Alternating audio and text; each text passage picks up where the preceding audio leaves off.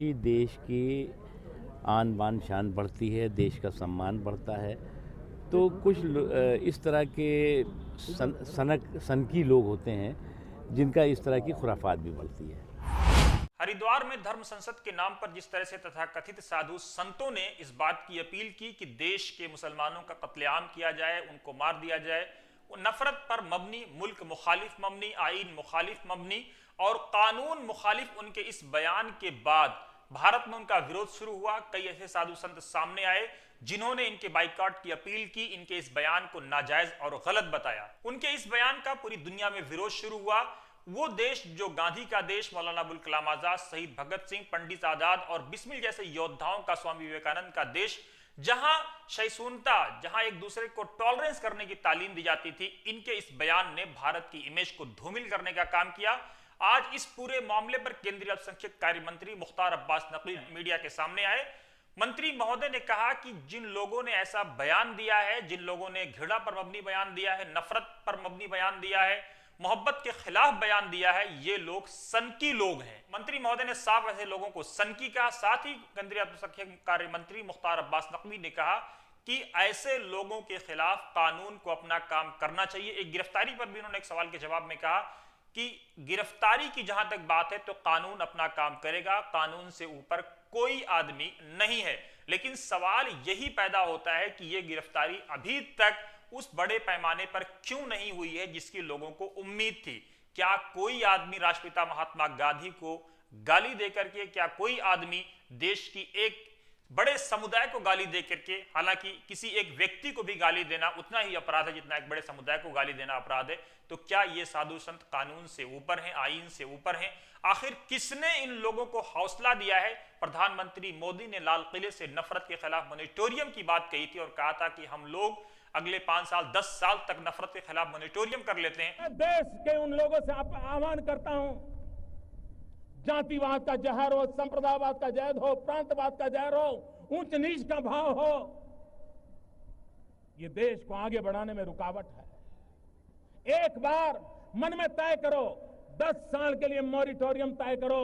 10 साल तक इन सारे तनावों से हम मुक्त समाज की ओर जाना चाहते हैं।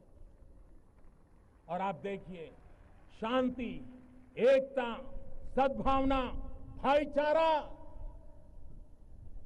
हमें आगे बढ़ने में कितनी ताकत देते। एक बार देखो, आखिर ये कौन लोग हैं जो प्रधानमंत्री मोदी की बात पर भी ध्यान नहीं दे रहे हैं और अपना नफरत का एजेंडा चला रहे हैं। बीते दिनों आपने ये भी देखा होगा कि स्कूल के बच्चे हाथ उठा करके आरएसएस की जो पाठशाला है उस अंदाज में शपथ लेते हुए नजर आए कि हम भारत को हिंदू राष्ट्र बनाना चाहते हैं।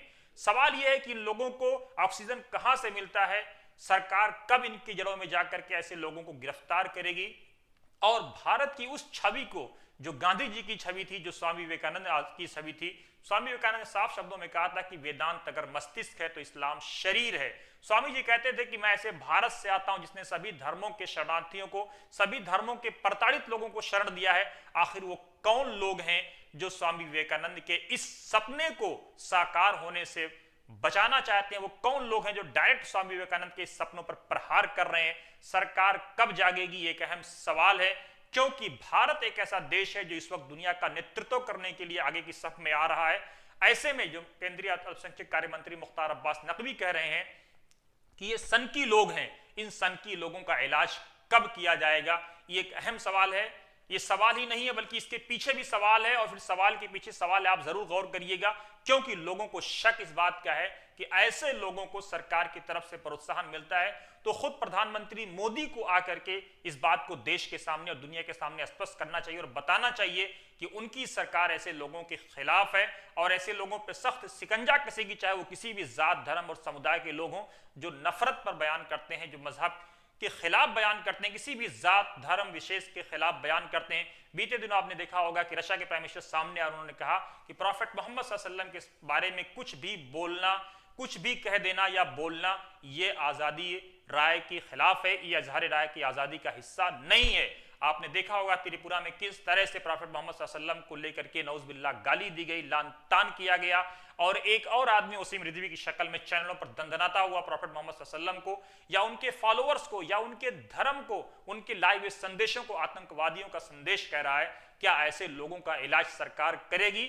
सरकार को कम से कम बताना चाहिए, क्योंकि मंत्री महोदय के सिर्फ सनकी कह देने से अब काम नहीं चलने वाला है, क्योंकि ये देश गांधी का देश है, स्वामी विवेकानंद, मौलाना आजाद और पंडित नेहरू के साथ साथ अंबेडकर का देश है। इस देश को सभी लोगों ने बराबर अपने खून से सींचा है।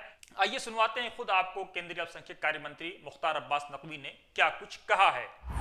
देखिए, जो भी इस तरह की दिक्कत क्या हुई है कि जब भी देश की आन बान शान बढ़ती है, देश का सम्मान बढ़ता है, तो कुछ इस तरह के सनकी लोग होते हैं जिनका इस तरह की खुराफात भी बढ़ती है, और उसके लिए जो भी इस तरह के हैं उनकी कार्रवाई उनके खिलाफ होनी चाहिए और होती है। लेकिन सर, इसी गिरफ्तारी को लेकर जो है अब